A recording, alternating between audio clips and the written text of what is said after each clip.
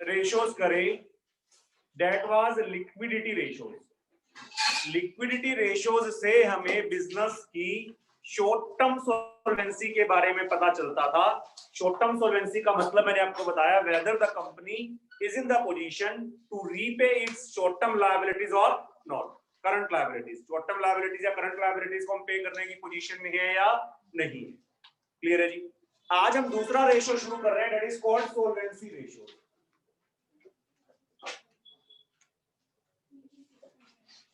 Solvency ratios.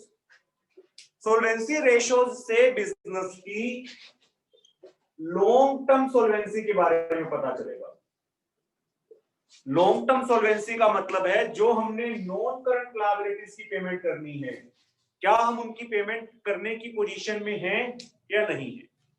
ठीक है जी। तो that is the solvency ratio. तो लिक्विडिटी रेशो से तो पता चला कि करंट लायबिलिटीज की पेमेंट करने की पोजीशन में है या नहीं है। सॉल्वेंसी रेशो से पता चलेगा जो नॉन करंट लायबिलिटीज है, बेसिकली जो लॉन्ग टर्म लायबिलिटीज हैं, उनको पे करने की पोजीशन में हम हैं या नहीं है।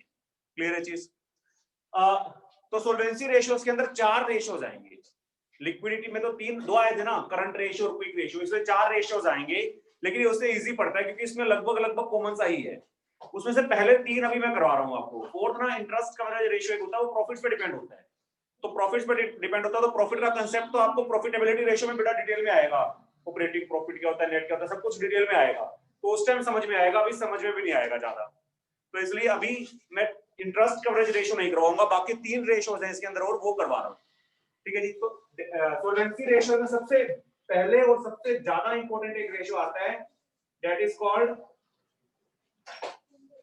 Debt equity ratio. इससे पहले बच्चे जो आपको पहले कॉमन फॉर्मूलेस करवा रखे हैं वो सारे आपको याद होने चाहिए। याद है मैंने कहा था टोटल एसेट्स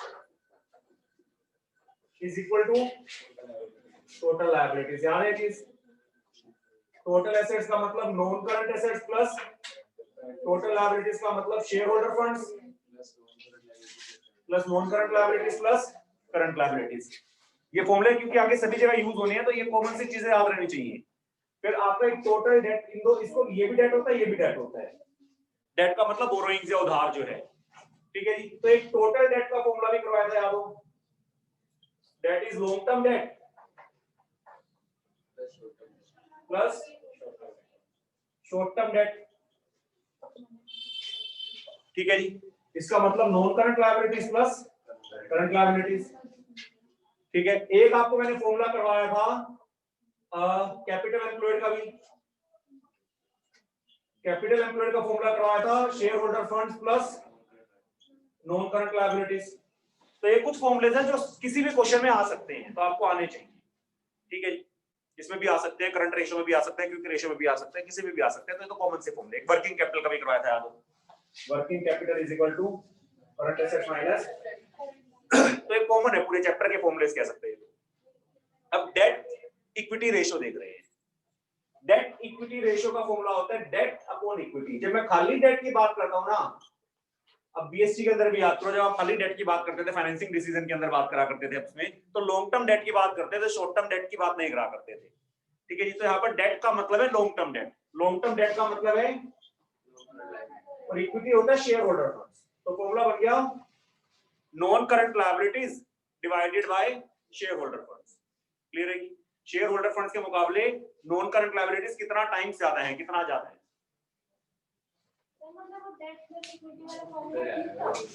डेट, हाँ, वहां पर डेट का मतलब होता था नॉन करंट लायबिलिटीज। हाँ, तो वहां पर मैं थोड़ा सा टोटल डेट बोल गया था, टोटल डेट नहीं था, खाली डेट मतलब लॉन्ग टर्म डेट था। तो फॉर्मूला हमारा बन गया नॉन करंट लायबिलिटीज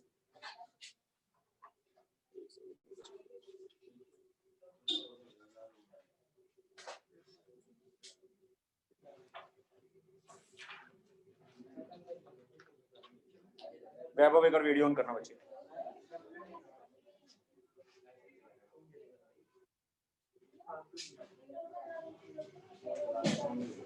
ठीक है बच्चे।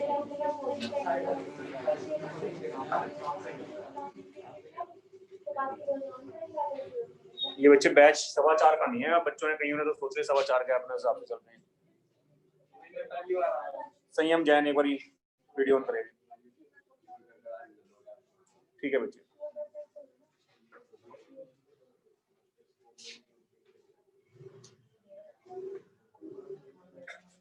ठीक है जी। तो डेट इक्विटी रेशियो का फॉर्मूला बनता है डेट अपॉन इक्विटी। डेट, खाली जब मैं डेट की बात करता हूं तो debt always stands for long term debt, तो debt is non current liabilities divided by share holder funds. अब अगर ये दोनों चीजें मुझे कैलकुलेट करनी आती है, नॉन करंट लायबिलिटीज और शेयर होल्डर फंड्स, तो सोल्व हो जाएगा। बैलेंस शीट याद करता हूं, शेयर होल्डर फंड से शुरू करता हूं। इक्विटी लायबिलिटी में शेयर होल्डर फंड्स थे, उसके अंदर क्या क्या चीज आती थी? शेयर कैपिटल, रिजर्व्स एंड एक money received against share holder था, लेकिन वो किसी भी चैप्टर में आना नहीं है। वो तो फर्स्ट चैप्टर के अंदर मैंने कहा था हेडिंग आएगी, उसकी अकाउंटिंग ट्रीटमेंट हमारे सिलेबस में नहीं, तो कंपैरेटिव में, कॉमन साइज में, रेशियो में अगले चैप्टर में वो नहीं आएगा। क्लियर है? तो ये दो चीजें हो गई। शेयर कैपिटल की भी अगर मैं डिटेल बनाऊं तो equity share capital plus preference share capital, और रिजर्व्स की डिटेल बनाऊं तो जितने भी रिजर्व्स थे सारे ऐड कर देते थे, प्लस सरप्लस। सरप्लस का मतलब स्टेटमेंट ऑफ पीएनएल का बैलेंस बता रखा होगा। स्टेटमेंट ऑफ पीएनएल का क्रेडिट है तो प्लस कर दो, डेबिट है तो माइनस कर दो, यही बताया था। कोई डाउट? अगर मेजर हेडिंग दे रखे तो सब हेडिंग की जरूरत नहीं है, ध्यान रखना। जैसे मान लो आपको रिजर्व्स एंड सरप्लस बता रखा है, रिजर्व्स एंड सरप्लस 5 लाख, फिर कैपिटल रिजर्व या कुछ रिजर्व अलग से बता दिया है, सरप्लस अलग से बता दिया, तो उसका कोई यूज नहीं है। अंडरस्टूड सी बात है। शेयर होल्डर फंड्स बता दिए तो उसमें शेयर कैपिटल अलग से बता दिया, रिजर्व्स एंड सरप्लस अलग से बता दिया, उसका कोई यूज नहीं है। क्लियर है? नॉन करंट लायबिलिटीज में long term borrowings plus deferred tax liability omit था, plus other long term liabilities omit था, प्लस लॉन्ग टर्म। किसी भी क्वेश्चन में कंफ्यूजन हो जाता है तो फॉर्मूला लिख लिया करो, उससे क्लियर हो जाता है। लॉन्ग टर्म बोरोइंग्स में 4 चीजें करी थी, आपको याद हो? डिवेंचर्स, बॉन्ड्स, पब्लिक डिपॉजिट्स और लॉन्ग टर्म, ये 4 चीजें करी थी। और लॉन्ग टर्म प्रोविजंस में 2 प्रोविजंस करे थे, प्रोविजन फॉर टैक्स नहीं था, provision for warranty claims and provision for employ benefits.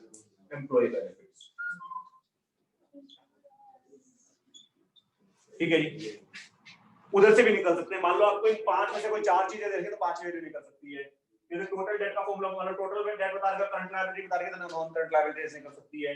मान लो कैपिटल एम्प्लॉयड बता रखा है और इन दोनों में से कोई एक चीज बता रखी है तो वो निकल सकती है। तो ये फॉर्मूलेस कोई भी लग सकते हैं, वो क्वेश्चन में क्या गिवन है उसके हिसाब से चलेंगे। क्लियर है? तो हमें नॉन करंट लायबिलिटीज के बारे में पता है, बैलेंस शीट आती है, अगर किसी को भी बैलेंस शीट आती है तो ये तो बिल्कुल बच्चों वाली चीज है। उसके बाद बैलेंस शीट के अंदर नॉन करंट लायबिलिटीज में क्या क्या आता है डिटेल में बता रखा है, शेयर होल्डर फंड्स में क्या क्या आता है डिटेल में बता रखा है। इसके अंदर जो स्टैंडर्ड रेशियो होता है, स्टैंडर्ड रेशियो या आइडियल रेशियो या रूल ऑफ थंब, ठीक है, वो होता है 2:1 करंट रेशियो वाला। लेकिन यहां पर थोड़ा सा चेंज है। थोड़ा सा चेंज क्या है कि इसमें न्यूमरेटर में देखो डेट है, रेशियो बढ़ने का मतलब डेट बढ़ेगा। अंडरस्टूड? न्यूमरेटर के साथ हमेशा पॉजिटिव रिलेशन होती है ना, जितना ज्यादा न्यूमरेटर रेशियो भी उतना ज्यादा, तो रेशियो बढ़ने का मतलब डेट बढ़ेगा। नॉर्मल इंडस्ट्री में माना जाता है कि इक्विटी के मुकाबले डेट डबल होना तो चल जाएगा, लेकिन उससे ज्यादा करोगे ना तो आपकी पोजीशन डाउन हो जाएगी। तो ये रेशियो जो है इसमें उल्टा इफेक्ट है। उल्टा इफेक्ट का मतलब जितना कम होगा उतना अच्छा होगा। 2:1 स्टैंडर्ड मान लेते हैं कि चलो डेट इक्विटी से डबल हो, उसमें आपने बीएससी में कर रखा है कि डेट सस्ता पड़ता है, डेट सस्ता पड़ता है तो इसलिए डेट को भी यूज करना चाहिए, लेकिन डबल यूज कर लें। ठीक है, मान लो बिजनेस में 30 करोड़ लगे हैं, उसमें से 20 करोड़ डेट ले लिया, 10 करोड़ इक्विटी ले लिया, लेकिन उससे भी ज्यादा कर लोगे तो फिर सोल्वेंसी पोजीशन डाउन हो जाएगी, फिर हो सकता है डेट के पैसे देना हमारे लिए बड़ा मुश्किल हो जाए। तो lesser the ratio better is the short term solvency position. तो इसमें बस ये अकेला रेशियो आएगा और एक बाद में और रेशियो आएगा।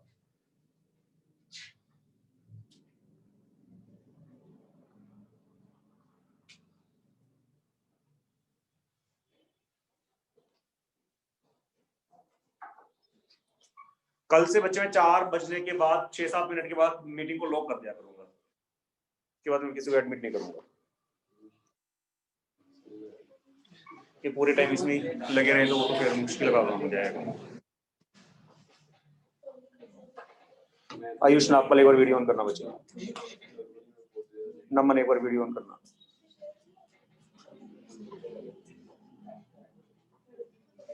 नमन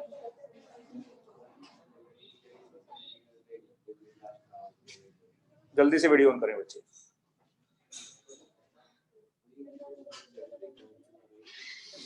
ठीक है,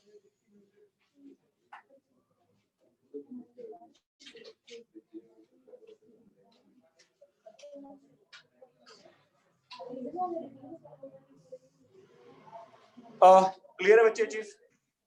तो स्टैंडर्ड रेशियो 2:1 है और इससे पता किस चीज का चलता है, लॉन्ग टर्म सॉल्वेंसी पोजीशन का पता चलता है। लेकिन ये अकेला ऐसा रेशियो है अभी तक जो हमने करे हैं जो कम होना चाहिए। हम चाहते हैं डेट कम से कम, जितना कम रेशियो आएगा उतनी ही हमारी लॉन्ग टर्म सॉल्वेंसी पोजीशन अच्छी होती जाएगी।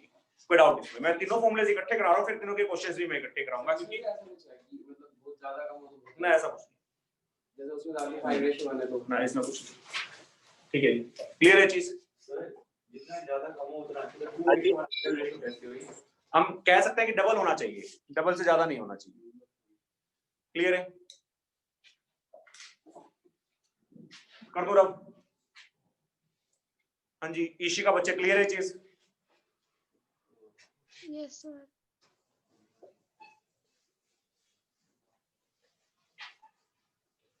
उसके दूसरा इसमें एक रेशियो आएगा, इसमें क्या लिखा हुआ है? शॉर्ट टर्म निकाल किसमें? हाँ वो गलती से निकाल जाओ। दूसरा इसमें एक रेशियो आता है total assets to debt ratio. Total assets to debt ratio के नाम से ही क्लियर हो जाता है। टोटल एसेट्स अपॉन में डेट का मतलब non current liabilities. Non current liabilities तो अभी मैंने आपको बता ही दिया, long term borrowings plus long term provision. Total assets आपको पता ही है, वो भी अभी मैंने वैसे तो बताया, equal to non current assets plus current assets. इसमें इन्वेंटरी में अगर लूज टूल्स वगैरह तो आएगा, वो तो करंट एसेट्स में हम देखते थे ना कि करंट उसकी पेमेंट है।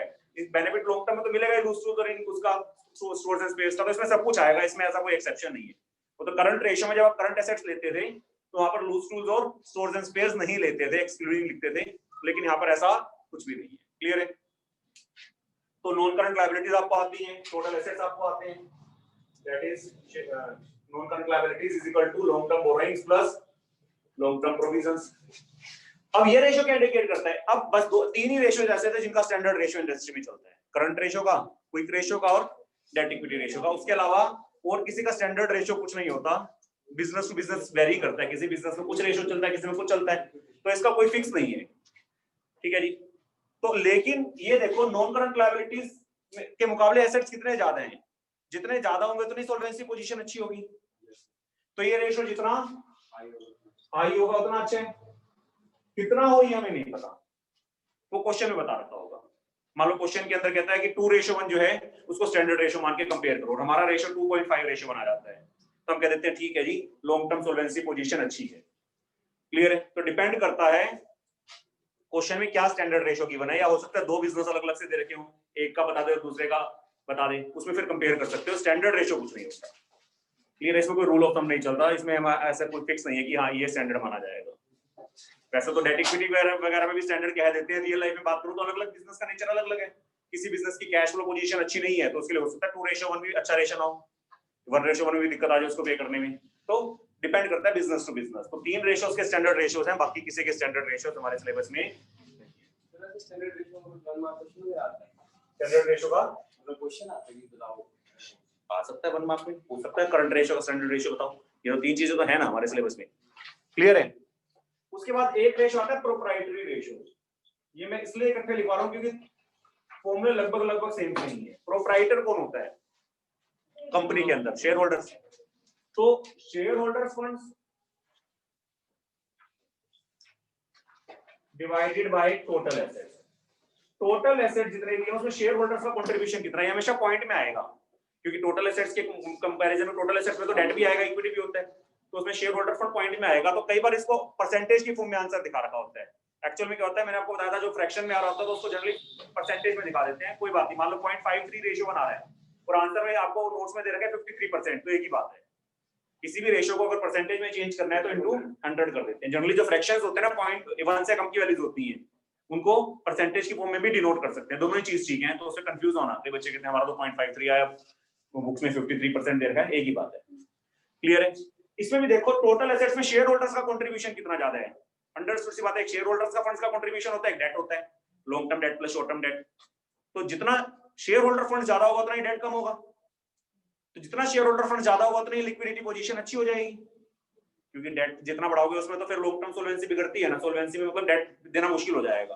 तो अगर शेयर होल्डर फंड ज्यादा यूज कर रहे हो, इसका मतलब डेट कम यूज कर रहे हो, तो वहां पर फिर हमारी सोल्वेंसी पोजीशन अच्छी हो जाएगी। तो ये भी रेशियो जितना ज्यादा हो उतना अच्छा है। अब कितना हो ऐसा कोई स्टैंडर्ड रेशियो इनका नहीं। क्लियर है? सर इसमें ये भी देख सकते हैं कि टोटल एसेट्स जितने ज्यादा होंगे उतना बेटर होगा। टोटल एसेट्स को हम शेयर होल्डर फंड्स के साथ कंपेयर कर रहे हैं ना, टोटल एसेट्स जितना ज्यादा अच्छी बात है, उसमें शेयर होल्डर्स का जितना कंट्रीब्यूशन उतना अच्छा है। पर ये तो इंडिकेट कर रहा है टोटल एसेट्स कितने हैं, उसमें शेयर, ये नहीं कह रहा कि टोटल एसेट्स ज्यादा है कम होने चाहिए। जितने टोटल एसेट्स हैं, चाहे 50 करोड़ के हैं चाहे 100 करोड़ के हैं, उसमें शेयर होल्डर्स के फंड्स की परसेंटेज कितनी है बेसिकली, मान लो 60%, इसका मतलब टोटल एसेट्स में 60% शेयर होल्डर्स का, बाकी डेट है। तो जितना ज्यादा शेयर होल्डर्स का कंट्रीब्यूशन होगा उतनी ज्यादा लिक्विडिटी पोजीशन हमारी स्ट्रांग हो जाती है। हाँ जी, शेयर होल्डर्स कंपनी के पॉइंट ऑफ व्यू से, लिक्विडिटी के पॉइंट ऑफ व्यू से।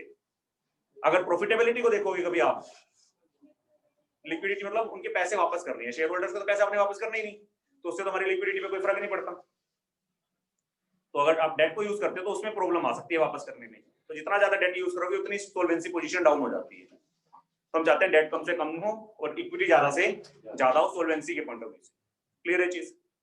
3 रेशियोज कर लिए डेट। तो अगर आपको नॉन करंट लायबिलिटीज निकालना आ गया, आपको शेयर होल्डर फंड्स निकालना आ गया, आपको टोटल एसेट्स निकालना आ गया, तो तीनों रेशियोज कवर हो गए। डेट इक्विटी रेशियो भी कवर हो गया उसमें प्रोप्राइटरी रेशियो भी कवर हो गया, उसमें total assets to debt ratio भी कवर हो गया। बस डेट इक्विटी रेशियो ऐसा जो कम होना चाहिए, बाकी सारे रेशियोज ज्यादा होने चाहिए। क्लियर है? बुक नोट्स निकाल लें। नोट्स के अंदर पेज नंबर 59 पे आ जाए, पेज नंबर 59 पे आ जाए।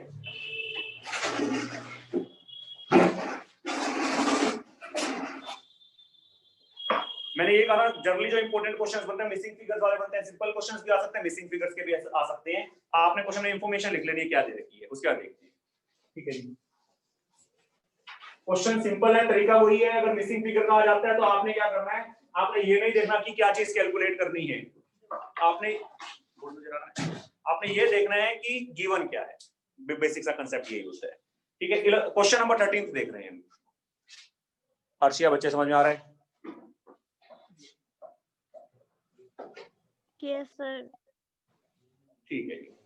Question number 13 page number 59 from the following information calculate debt to equity ratio.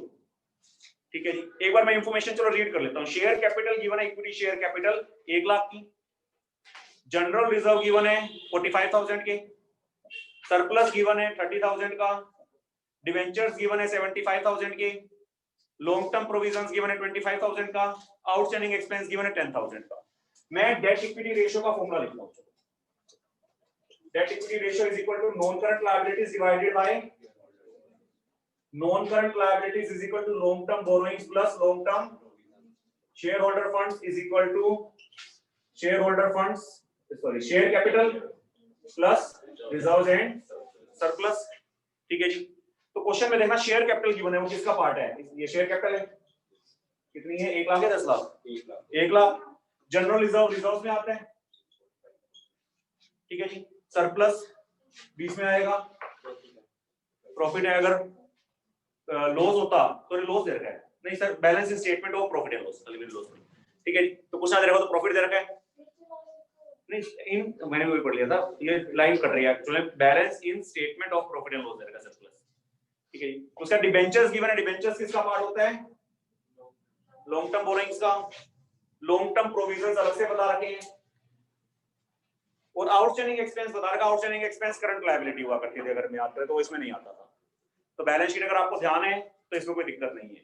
आपको पता है लॉन्ग टर्म बोरोइंग्स में डिबेंचर्स, बॉन्ड्स, पब्लिक डिपॉजिट्स और लॉन्ग टर्म लोन्स आते हैं। लॉन्ग टर्म प्रोविजंस में provision for warranties, provision for employ benefit, इसने तो सीधा बता ही दिया। शेयर कैपिटल में equity share capital, preference share capital दोनों आती है। रिजर्व्स और सरप्लस में जितने भी रिजर्व्स दे रखे हैं सारों को ऐड कर दो, और सरप्लस में अगर प्रॉफिट हो तो प्लस कर दो, लॉस हो तो माइनस। तो ये हो गया 1 लाख, ये हो गया 1,75,000। तो मैं डेट इक्विटी रेशियो के फॉर्मूले में वैल्यू पुट करता हूं, तो debt is 1 lakh divided by 1,75,000 करके देख लेना, 0.57 रेशियो 1 आ जाता है। ठीक है जी, 0.57 रेशियो 1। तो इसके अंदर स्टैंडर्ड रेशियो क्या बताया था, 2:1, लेकिन ये बताया था कि उससे जितना कम होगा उतना अच्छा है। तो यहाँ पर 0.57 रेशियो 1 आ रहा है, तो इसमें 2:1 से तो बहुत कम है। It means long term solvency position of the business is very good. कोई डाउट? पेपर में कमेंट करने के लिए लिखते हो आप लिख दोगे as the standard ratio is 2:1 and our ratio is 0.57 ratio 1 which is less than 2:1, so long term solvency position of the business is quite good. It means business is in the position to repay the long term liabilities. कोई doubt बच्चे इसमें? Clear है? शुभांगी बच्चे आया समझ में? Yes, sir. Next question number 14 से देख रहे हैं।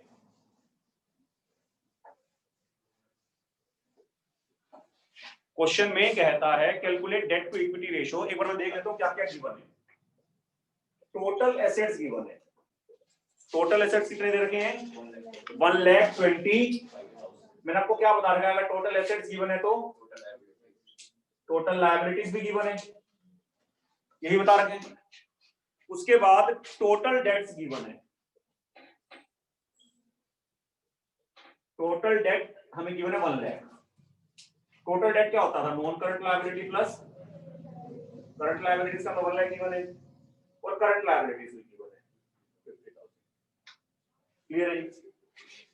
क्वेश्चन के अंदर सिंपल सा मैं ऐसे वैल्यू पुट कर देता हूं करंट लायबिलिटी की, तो non current liability plus 50,000 is equal to 1 lakh, non current liability is equal to 50,000। फिर मैं टोटल लायबिलिटीज का फॉर्मूला लगा देता हूं, share holder funds plus non current liability plus current liability is equal to total liability. Share holder funds निकल जाएंगे, non current liabilities 50 और वो भी 50, 1 लाख इस वैसे इन पर टोटल 1 लाख दे रखा था is equal to 1,25,000। Share holder funds कितने आ गए? 25,000। आपके पास ये भी आ गया, ये भी आ गया, कैलकुलेट करके देखिए 0.5 रेशियो बना जाएगा, सॉरी 2:1 उल्टा है। Share holder funds non current debt upon equity 2:1 बना जाएगा। क्लियर है? तो फॉर्मूलेज अगर आपको पता है तो कोई दिक्कत ही नहीं। आपको पता है टोटल एसेट्स और टोटल लायबिलिटी सेम होते हैं। आपको पता है total debt is equal to non current liability plus current liability होता है। कैपिटल एम्प्लॉयड गिवन होती है तो आपको पता होता capital employed non current liability plus share holder fund होता है। तो फॉर्मूला लगाना अपना भी आंसर आ जाएगा। कोई डाउट? एक याद करो, हमने उसमें करा था करंट रेशियो वगैरह में कि कुछ रेशियो दे रखा था 2:1 है, जैसे कहता था इंक्रीज डिक्रीज बता करो, इसमें भी आ सकता है। तो इसमें भी वही आप एज्यूम कर लेना, जैसे 2:1 दे रखा मान लो 2 लाख एंड 1 लाख, 1:2 दे रखा मान लो 1 लाख 2 लाख, लेकिन 1 लाख 2 लाख एज्यूम तो कर लो, लेकिन 1:2 जब आप कैलकुलेट करोगे तो कंपैरिजन करना पॉसिबल नहीं होता जब तक डिनोमिनेटर में पूछो। तो 1:2 की जगह किससे कंपेयर करना? 0.5:1 से। 1:2 का मतलब क्या हो? 0.5:1। एज्यूम बेशक से 50,000 1 लाख कर लो या 1 लाख 2 लाख कर लो या 2 लाख 4 लाख कर लो, उससे कोई फर्क नहीं पड़ता। लेकिन अगर डिनोमिनेटर में कुछ रह गया, आप कंपैरिजन करने की कोशिश करोगे तो कंपेयर करना आपके लिए पॉसिबल नहीं होगा। तो वहां पर कई बार बच्चे कंफ्यूज हो जाते हैं। 1:2 एज्यूम तो कर ले 1 लाख 2 लाख, अब आपको आ गया मान लो 1:3 और 2 और 3 को कहते हैं 3 ज्यादा है जी, रेशियो बढ़ गया, जबकि डिनोमिनेटर बढ़ने से रेशियो घट जाता है। तो इसलिए डिनोमिनेटर में जब तक कुछ रहेगा तब तक कंपैरिजन करना हमारे लिए बड़ा मुश्किल हो जाएगा। इसलिए कुछ भी दे रखा हो आप डिनोमिनेटर में 1 ही रखना। देखता हूं एक बारी नेक्स्ट क्वेश्चन देख रहा हूं, क्वेश्चन नंबर 15।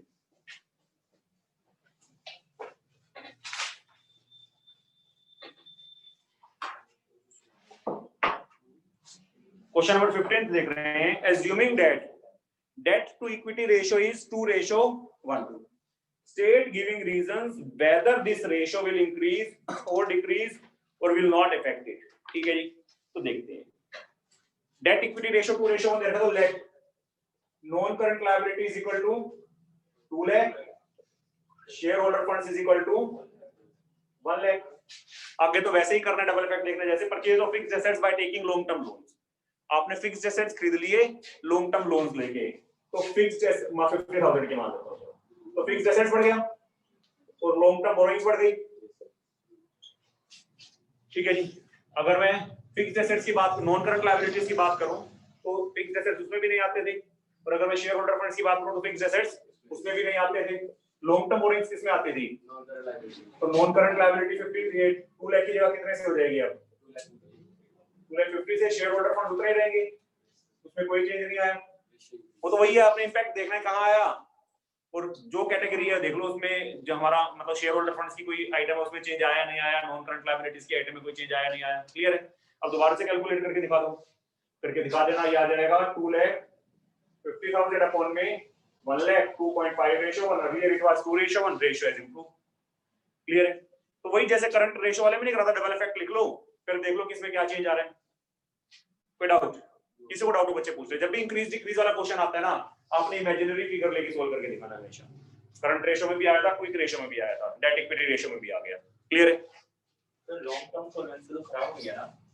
हां तो इसमें बस इंक्रीज हुए, इंप्रूव तो नहीं हुआ। हां, रेशियो इंक्रीज हुआ है, रेशियो इंप्रूव हुआ है। अगर वो सोलेंसी पूछता, क्वेश्चन को ध्यान से पढ़ना कि रेशियो पे क्या इंपैक्ट आया, उसने कहा है कि whether this ratio will increase decrease or not। अगर कह देता long term solvency will improve decrease तो उल्टा इफेक्ट आ जाता है। उसने ये नहीं कहा कि सोलेंसी पे क्या इंपैक्ट आया, उसने रेशियो पे पूछा था। बी पार्ट देखते हैं, फिक्स्ड एसेट्स हैं 40,000 के, हमने 50,000 में बेच दिए, तो फिक्स्ड एसेट्स कितने से कम हुए? 40,000 कैश कितने से बढ़ा? 5,000 के लॉस पे बेचे हैं। 50 के थे, 40 के थे, 5 के लॉस पे बेचे हैं। सर आपने सेकंड पॉइंट पढ़ लिया, मैंने थर्ड पढ़ लिया, चलो 5 के लॉस में बेचते हैं, 40 वाले थे। फिक्स्ड एसेट 40 से कम हुए, कैश 35,000 से बढ़ा, लॉस 5,000। फिक्स्ड एसेट्स ना तो नॉन करंट लायबिलिटीज में आते हैं ना शेयर होल्डर फंड्स में आते हैं, कैश करंट एसेट होता है, लॉस जो होता है वो स्टेटमेंट ऑफ पीएनएल में आता है, statement of PNL reserves and surplus में आती है, reserves and surplus share holder funds का पार्ट होता था। तो इसका मतलब शेयर होल्डर फंड्स हमारे 5,000 से कम हो जाएंगे, करके देख लेना, रेशियो बढ़ जाएगा आपका, 2 लाख अपॉन में 95,000 आ जाएगा, 2 पॉइंट समथिंग रेशियो बना जाएगा, हो जाएगा। कोई भी ऐसा आ जाए जैसे issue of new shares for cash, आप शेयर्स इशू करते हो कैश के बदले, कैश बढ़ जाएगा, शेयर कैपिटल बढ़ जाएगी। कैश तो करंट एसेट होता है, शेयर कैपिटल बढ़ गई, इसका मतलब शेयर होल्डर फंड्स बढ़ गए, उसको प्लस करके दोबारा कैलकुलेट करके दिखा दो। वो तो वही है जो आपको उस दिन क्वेश्चंस कराए, करंट रेशियो वाले, इंक्रीज डिक्रीज वाले। जब भी किसी भी रेशियो में पूछ सकता है, वो तो प्रोप्राइटरी रेशियो में भी कह सकता है, total assets to debt ratio में भी कुछ बताएगा और कह देगा बताओ चेंज क्या है। तो आपने क्वेश्चन के अंदर इमेजिनरी फिगर लेके सोल्व करके दिखा देना। सुजल क्लियर है बच्चे? Yes sir. नेक्स्ट क्वेश्चन देख रहे हैं, क्वेश्चन नंबर 16। फ्री में शेयर दे देते हैं, कैसे आया बोनस शेयर का?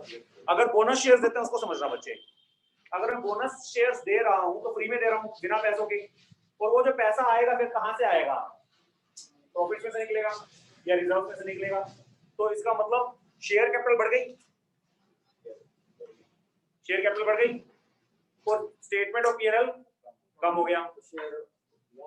शेयर होल्डर फंड्स में प्लस भी हुआ, शेयर होल्डर फंड्स में से माइनस भी होगा, तो उसमें कोई चेंज नहीं आएगा। फिर तो प्लस क्यों है शेयर होल्डर फंड में? शेयर कैपिटल बढ़ नहीं गई, तो हमने फ्री में दिया ना शेयर तो। हाँ तो शेयर्स तो दिए, तो पैसे तो नहीं आपके बदले अब। हाँ तो इसलिए स्टेटमेंट ऑफ पीएनएल से निकाल दिया वो पैसा। वैसे बैंक टू शेयर कैपिटल होता, अब statement of PNL to share capital हो गया। शेयर तो दिए ना आपने, शेयर कैपिटल तो बढ़ी ना उसमें, पीएनएल से निकलता है वैसे अगर पूछना तो हमारा, मैंने तो इसलिए कहा कि दोनों में से किसी से भी निकाल लो।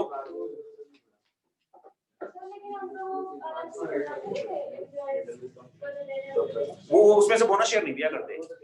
बोनस शेयर्स का मतलब क्या होता है, कई बार एग्जिस्टिंग शेयर होल्डर्स को हम क्या करते हैं, शेयर्स मोटिवेट करने के लिए, जैसे इसके 10 शेयर है, 1 शेयर फ्री में दे दिया, 100 शेयर था तो उसको 10 शेयर एक्स्ट्रा दे दिए, ठीक है? तो सॉर्ट ऑफ डिविडेंड है, सॉर्ट ऑफ जैसे डिविडेंड कैश में देते हैं वैसे हमने शेयर्स दे दिए फ्री में, bonus shares.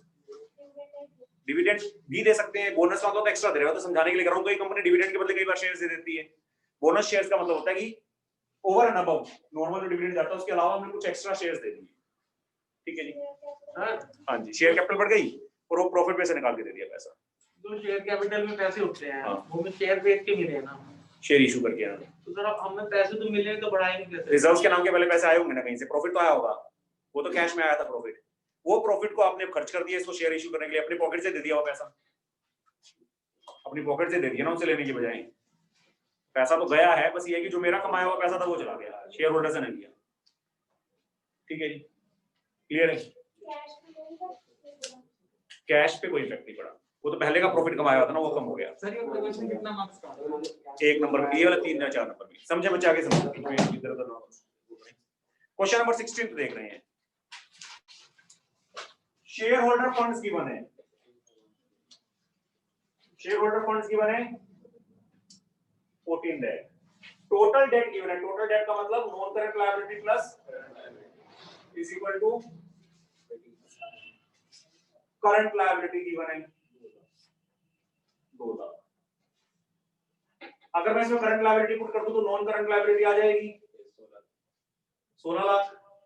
Non current liability भी पता है आपको, करंट लायबिलिटी भी पता है, शेयर होल्डर फंड्स भी पता है, टोटल लायबिलिटी आप तीनों को ऐड कर दो, दो को ऐड करना पड़ेगा, तीनों को ऐड कर दो, टोटल एसेट्स आ गए ना। हाँ ऊपर वाले दो को ऐड कर दो। क्वेश्चन में कहता है total assets to debt ratio निकालो, total assets to debt ratio. मैं क्या करता हूं, total assets divided by non current liability.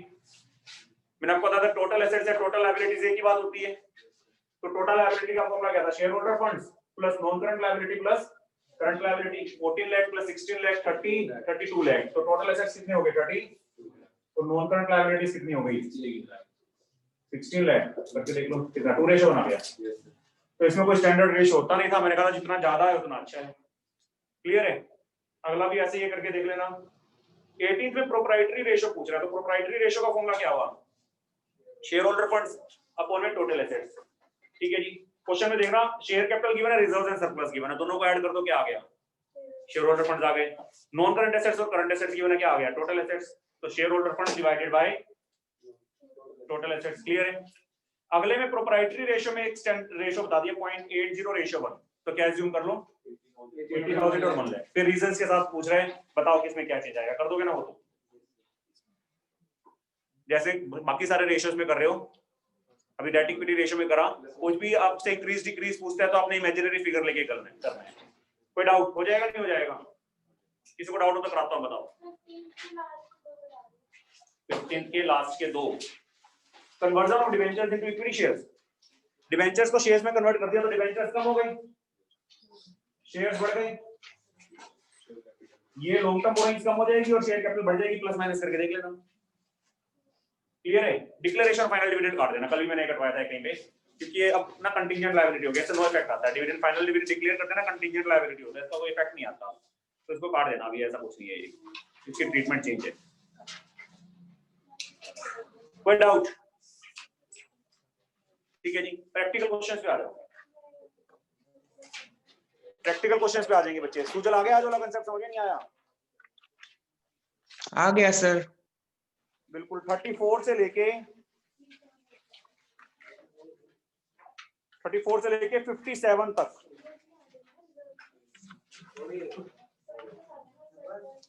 34 से लेके 57 तक हो जाते हैं। करना शुरू कर दें, जितने अभी हो जाते हैं अभी करने हैं, बाकी घर से करने हैं। 34 से लेके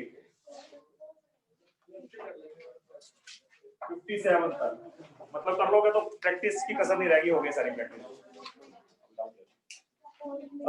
तान्या बच्चे ठीक है ना? 34 क्वेश्चन से करना शुरू करना है। Yes sir. आदित्य 34 से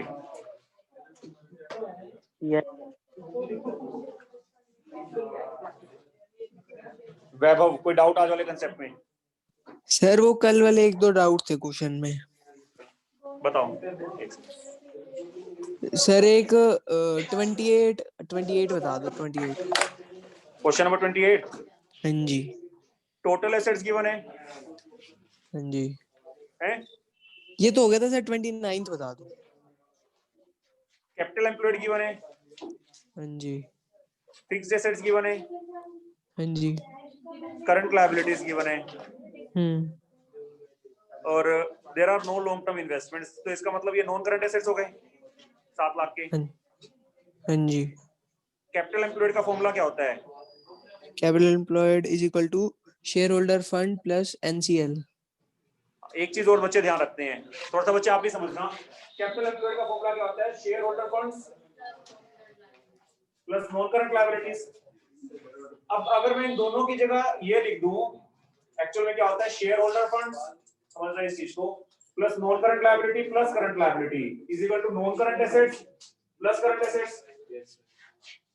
अगर मैं यहाँ पर share holder funds plus non current liabilities की जगह इसको इधर ले आऊं, तो non current asset plus current asset minus current liability. तो कैपिटल एम्प्लॉयड का बेशक से एक फॉर्मूला ये भी लिख लेना, ठीक है जी, capital employed is equal to non current assets plus current assets minus current liabilities. हाँ, तो क्वेश्चन के अंदर दे रखा है सब कुछ। उसके बाद तो नॉन करंट एसेट्स आपके पास हैं और करंट लायबिलिटीज आपके पास हैं, ये आपके पास है, ये आपके पास है और कैपिटल एम्प्लॉयड आपके पास है, तो करंट एसेट्स निकल के आ जाएंगे यहाँ से। वैभव, हाँ जी सर। क्लियर है? हाँ जी। कोई डाउट? नहीं सर। हाँ बच्चे, आपने क्वेश्चन करने शुरू नहीं करे प्रथम और सात तक। सारे क्वेश्चन जरा बच्चे घर पे थोड़ा सा ज्यादा मेहनत करना शुरू कर दो, क्वेश्चंस करो अपने। आज वाले नहीं शुरू करते, मैंने इससे बोला। हाँ